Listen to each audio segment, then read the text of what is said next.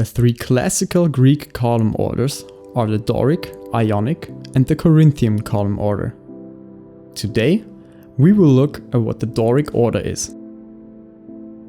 The Doric order is often referred to as the masculine order and gets its name from the Dorians, people who were mainly spread in parts of the Peloponnese, Crete, Rhodos, and parts of Asia Minor. This is also where the development of the Doric column began. However, it prevailed in mainland Greece, unlike the Ionic order.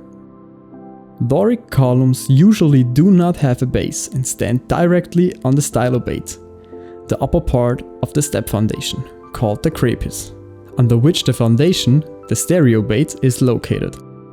The distance between the columns is called the intercolumniation. If a Doric column has a base, it consists of a plinth, lower torus, scotia, upper torus, and astragal. On top of that is the column shaft, which is refined with 16 to 20 flat concave, sharp-edged flutes.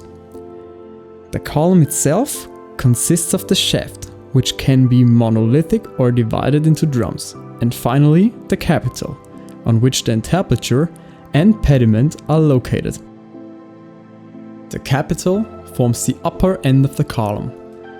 It consists of a cushion, neck, annulets, also called rings, echinus, abacus, and the finishing cornice of the capital. The entablature above the capital generally consists of an architrave, frieze, and cornice. The architrave also includes a regula, guttae, and tinea. It is believed that the metos and the triglyphs in the frieze have their origins in the constructions of earlier wooden temples.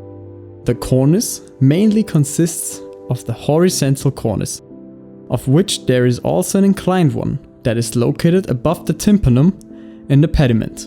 The sema forms the top of the pediment. At the corners of Doric temples, you can sometimes find acroteria. According to Palladio, during the Renaissance, the columns were often placed on pedestals, which did not originally happen in antiquity. A well-known problem of the Doric column order is the corner conflict that arises from the arrangement of the triglyphs and metopes. The triglyphs should generally be arranged in line with the columns, with an additional triglyph placed in the middle of the intercolumniation. In addition, the last triglyph should be placed directly at the corner.